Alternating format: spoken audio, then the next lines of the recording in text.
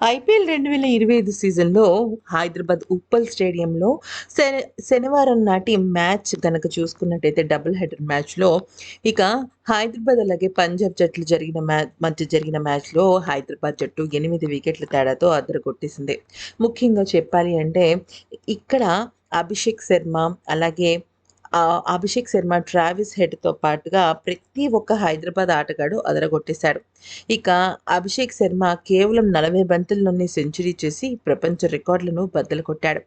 ఇక విషయంలోకొచ్చినట్టయితే 8 వికెట్ల తేడాతో పంజాబ్ కింగ్స్‌ను హైదరాబాద్ ఓడించి కీలకమైన సమయాల్లో గెలవాల్సిన మ్యాచ్‌ను అత్యద్భుతంగా గెలిచింది. శనివారం ఉప్పల వేదికలో కాటేరమ్మ కొడుకులు మొత్తమంతా కూడా మార్చేశారని చెప్పొచ్చు. ఈ మ్యాచ్‌లో ముందుగా బ్యాటింగ్ చేసిన పంజాబ్ కింగ్స్ నిర్ణీత 20 ఓవర్లలో 6 వికెట్లకు 245 పరుగుల భారీ స్కోర్ చేసింది.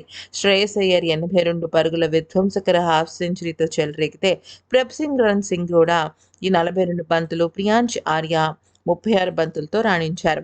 సన్ రైజర్స్ హైదరాబాద్ బౌలర్లలో హర్షాల్ పటేల్ 4 కీలకమైన వికెట్లు తీయగా ఇషాన్ మలింగ 2 వికెట్లు పడగొట్టాడు. అనంతరం లక్ష్య ఛేదనలో అస్సలైన ఆట మొదలైంది. 247 పరుగులు చేసి హైదరాబాద్ జట్టు 18.3 ఓవర్లలోనే 2 వికెట్లు గెలిచేసింది. అభిషేక్ శర్మతో పాటు ట్రావిస్ హెడ్ కూడా హాఫ్ సెంచరీ సాధించాడు. హెన్రిచ్ క్లాసెన్ 21 పరుగులతో మెరిపించేశాడు. పంజాబ్ కింగ్స్ బౌలర్లలో హర్షదీప్ సింగ్, యజ్వేంద్ర చాహల్ చెరొక వికెట్ తీశారు. అయితే ఈ మ్యాచ్‌లో గనక మనం చూసినట్టయితే అసలు ఓటమికి కారణం ఎక్కడ మలుపు తిరిగింది పంజాబ్ జట్టుకి అంటే, పంజాబ్ జట్టు వేసిన ఒకే ఒక్క నో బాల్ మొత్తం ఆటను మలుపు తిప్పేసింది. ఎందుకనంటే అప్పటికే అభిషేక్ శర్మ ట్రావిస్ హెడ్‌తో కలిసి దూకుడుగా ఆడుతున్నాడు. ఆ సమయంలో తన వ్యక్తిగతంగా 28 పరుగులు చేసేసాడు. అంతా కూడా బాగా దూకుడుగా ఉంది. అదే సమయంలో